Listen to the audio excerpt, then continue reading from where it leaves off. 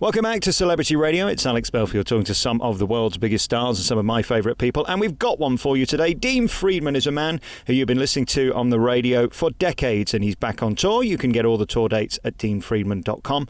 And I'm delighted to say he joins us on the phone now. How you doing? Very well, thanks. And thanks for having me, Alex. No, it's my pleasure. And it must be great being you, because you've had one of those careers where there's never really been any nonsense. You've been consistently busy and your music's always spoken for itself. I think you're more of a poet, aren't you, than a singer? You've always cared about the power of the word. Well, that's nice of you to say. I have to say that as a young singer-songwriter starting out, I always had a particular affinity for songwriters like Joni Mitchell and Paul Simon and Randy Newman. And one characteristic they all shared was that their songs evoked very vivid imagery as they told their story, almost of a cinematic quality, where the listener could really imagine being in that setting. And so that's something I've always aspired to do in my writing and still try to do to this day. When we look at something like Lucky Stars, I mean, amazing words and beautifully sung. It captured the imagination. I think it's the old love story, isn't it? That always seems to be something that the public associate with. That seemed to be the case, even though my record company didn't want that track on my album. They complained. They said, well, you're a solo singer-songwriter. Why would you put a duet on the record? So I had to argue with them and say, you know, it's a good song. People will enjoy it. And I think it struck a chord because it's a very familiar lover's quarrel.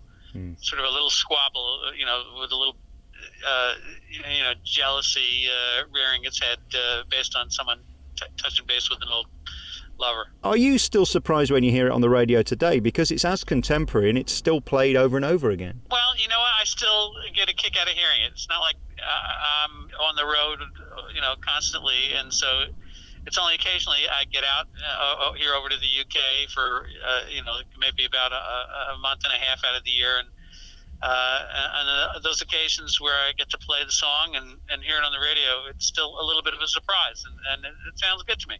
Let's go back to the beginning. Were you always musical? Were you always interested in singing and playing? Because, again, you've mastered the sort of triple threat of performance, singing, and, of course, being musical instrumentally.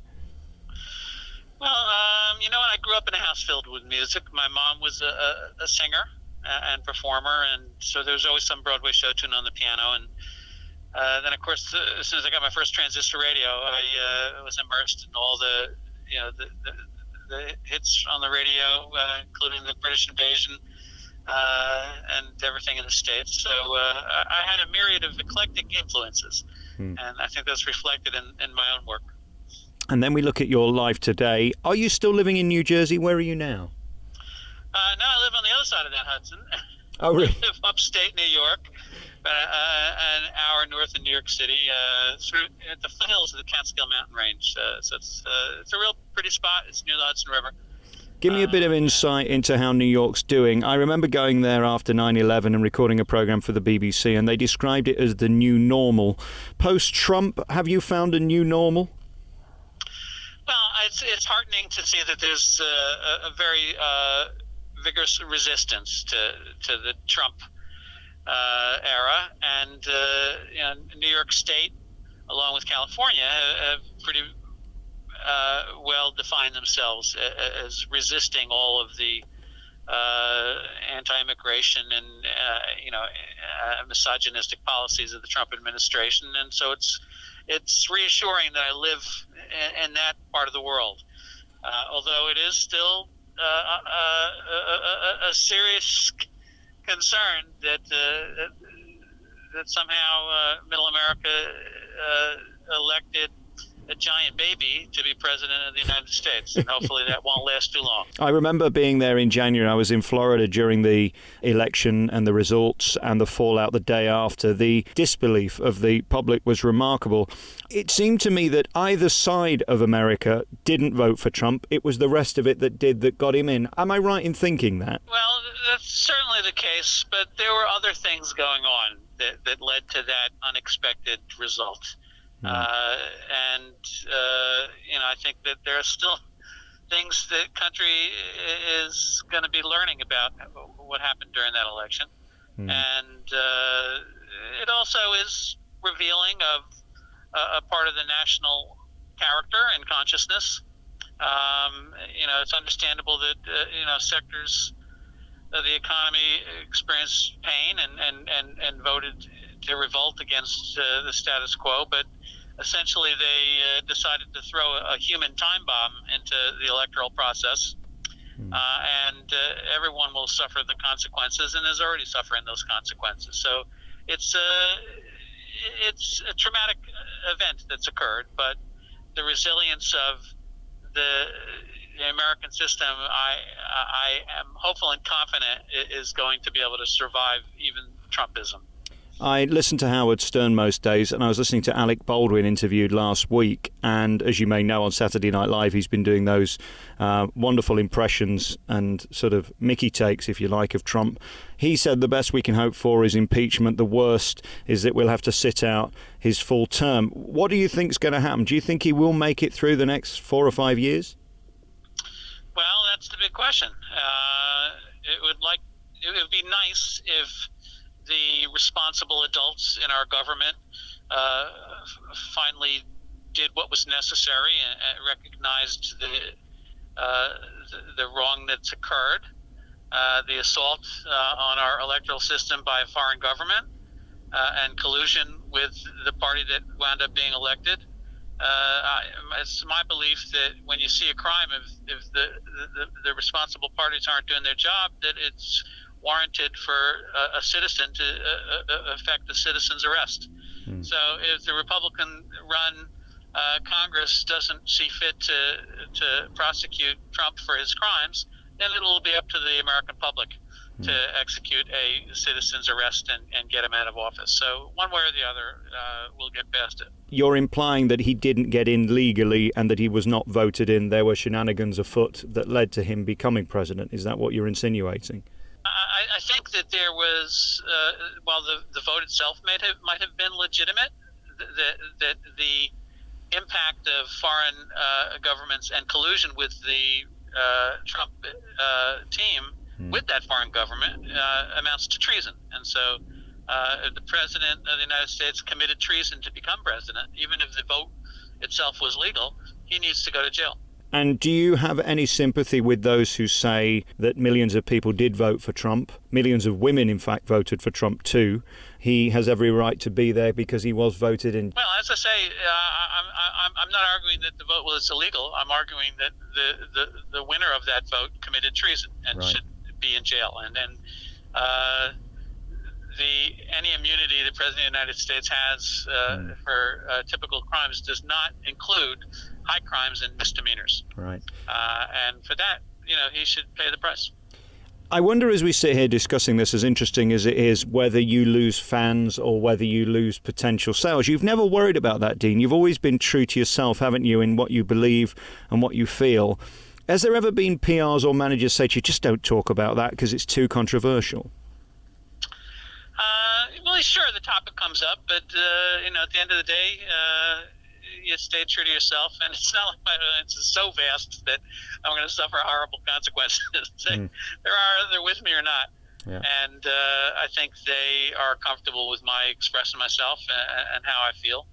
I think that a good portion of the people that did vote for him are gradually coming to realize that they may have made a terrible mistake. We're going through interesting times, which is a curse in some languages. But we can only hope that the progress that societies have made in terms of the progression of human rights for all people continues, even if there are a few steps backwards, that we continue to move forward. Let's talk about you today. You're back in England and on tour. DeanFriedman.com is the place you can find all the tour dates. And what's it like for you now walking in front of an audience? I mean, you've been doing this an incredibly long time. You're incredibly good at it, and they seem to still want to see you. I suppose in one way that's the dream of any artist, isn't it? To still be contemporary some 20, 30 years after you released your biggest hits. Well, you know what? I just do what I've always done. I write songs about the real world and real life and real people, and I confess that my first audience is myself. Is that I try to write songs that I find appealing and that interest me as a songwriter. And the hope is that other people will relate to those songs and enjoy them as much. And so far, that's been the case. And you've got incredibly dedicated fans. I mean, they truly love you, and they've stuck with you a long time. Is there a recipe for that? Because it seems to me today stars don't care whether their fans come and go. You've always given your fans time, haven't you? Well, you know what? I have been operating as an independent musician for many decades now, and effectively what that means is that even though I'm independent, the truth of the matter is that the folks that I work for are my listening audience. And so, I've always felt that it's curious because when I started out, it was customary for the artists to be aloof from their fan base. And that never made any sense to me. I have a lot of respect for my fans and the folks that support my efforts. And over the last decade or more, all my musical projects, my albums, and my tours have been supported directly through crowdfunding by my listening audience. And again, for that, I'm eternally grateful because I couldn't do what I do otherwise. Is it as easy to write a hit song today as it was back in the 70s for you? How is your sort of writing muscle? Well, you know what? I never wrote hit songs. Every time a record company released one of my tracks, everybody up and down said, well, that's just a novelty record. That's not a hit. But as soon as it got airplay, my records went up the charts. So the issue for me is that, I always have hits on my records. It's whether or not radio stations will playlist my records. Now, I'm delighted that stations still play records that I wrote in 1977 and 1978, but I've written hundreds of great songs that are as good, if not better, than those albums that I'm equally proud of. The only difference is that they have not been playlisted. And so I rely on my fan base to help spread the word, and they do a good job of that because my audiences continue to grow. And, by virtue of the internet, I'm able to connect directly with that listening audience. So, the concept of a hit, even today, has become a sort of nebulous, vague notion. And also, it's also less important, isn't it? I mean, radio's not what it was. It doesn't have the reach. The charts don't have the power they used to have. I guess the internet is your friend in a way because you can put something on YouTube and reach an equal-sized audience in as quick a time. It's a very different industry, and it's also worth noting that I make more money selling 1,000 CDs directly to my fan base than I did selling 1 million records in the original traditional mechanism of the mainstream music business. Wow. Their contracts were so onerous, and they're not really different today, that I just do better working independently. If you get a record played on Spotify, that's great for Spotify, but I get paid 0.001 1,000th of a cent every time that happens. It is a crime, but it's still up to musicians to find a way to survive and defend themselves. And that's the one virtue of the internet, is that it makes it possible for me to connect directly with my fan base and my listening audience, and anyone, including your listeners, that cares to visit my website, which is, as you kindly mentioned earlier, deanfriedman.com.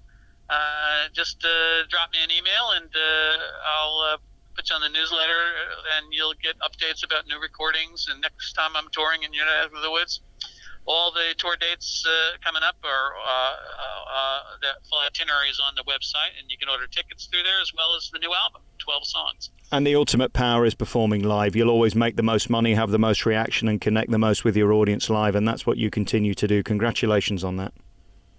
Well, I'm grateful, like I say, even though it's a little bit of a commute to schlep over here across the pond. It's worth it to be able to share my music on stage with what's always an enthusiastic listening audience. Dean, you're a star and a gentleman, and we thank you so much for your time and your honesty. Good luck with everything. DeanFriedman.com is the website where you can get all the tour dates. New album coming later this year. We'll talk to you again about that. And good luck with this run of the tour, which continues right now. Thank you, Dean. Thanks, Alex. Have a good one.